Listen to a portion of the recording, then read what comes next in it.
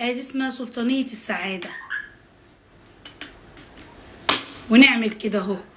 بما اننا تعبانة من امبارح، عندي صداع هيموتني، بعت جبت من المصنع، عندي ناس النهارده في البيت ومحتاجه ان انا اعمل اكل سريع. بعت جبت من المصنع شيش طاووق، بعت جبت كيس شيش طاووق من هناك اللي بتطلع لكم في العروض دي، جبت منها بتاع 6 اكياس ولا حاجه، وقلت دي اكتر حاجه هتنجدني، فهجيب صاج كده عشان خاطر الناس الجعانه اللي قاعده بره دي. احط شويه زيت حلوين كده، ودي اكتر حاجه هتسعفني ان انا اعمل الغدا ده النهارده، ان مفيش وقت. وعارفين انتوا هيكون عندك صداع وعيانه، اظن باين على شكل. تمام، هدهن الصاج بقى بالشكل ده،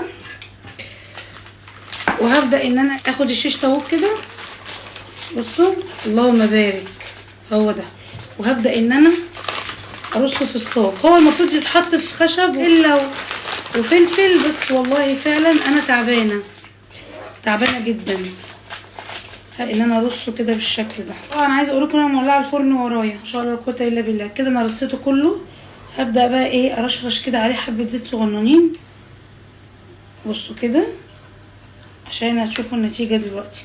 بمشي بايدي كده، دي اسرع حاجه تسوي بيها الشيش طاووق. خلاص كده خلصنا، يلا في الفرن بقى، وبعد كده نشوف هنعمل ايه. عندي الرز دوت انا هستخدمه، كنت جايبه كيلو على اساس ان احنا ايه بقى نعمله هنا في البيت. بصوا حاطينه في شوال من جوه، ماشي، فعلى اساس ان انا استخدمه ليه انا والولاد. بس دلوقتي طبعا بقى في ضيوف في البيت فمش هينفع. ما شاء الله بصوا الحبايه طويله ازاي. هنخلط عليه كيس كمان، يعني انا كده مضطره ان انا اعمل الاتنين مع بعض، فربنا يستر والاتنين يستووا في وقت واحد. هنجيب هنا حله بالشكل ده، هنزل فيها بنص كوبايه زيت، هنزل ب 100 جرام من الزبده الصفراء، وممكن تحطي سمنه بلدي لو عندك. انا عندي بس الصراحه بحب الزبده الصفراء اكتر بكتير. بتاعتي مساحت، واروح جايبه الليمون المجفف وانزل بيه. وبعد كده عندي عيدان قرفه انزل بيها، لا اختلاف على الورق اللوري. شايفين نجمه اليانسون دي لازم ننزل باتنين. جايه كده بقى من الحبهان، اخد الكلام ده كله بقى ايه تحميصه كده، تحميصه كده لغايه ما ريحه البهارات دي تطلع معايا. بقى ما البهارات خدت تحميصه، انزل ببصلتين كبار يكونوا مبشورين بالشكل ده.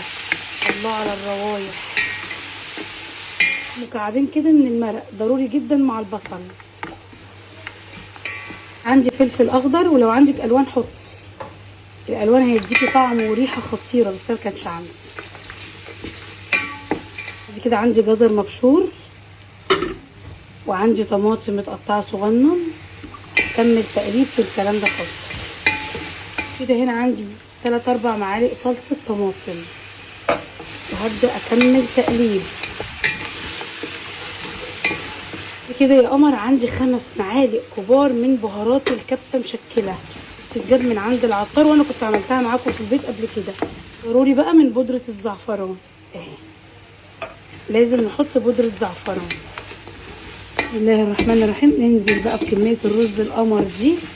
يلا رز بسمتي بالذات ما ينفعش يتسقي على طول، لازم يتقلب مش اقل من 5 دقايق متواصلة علشان يطلع معايا مفلفل.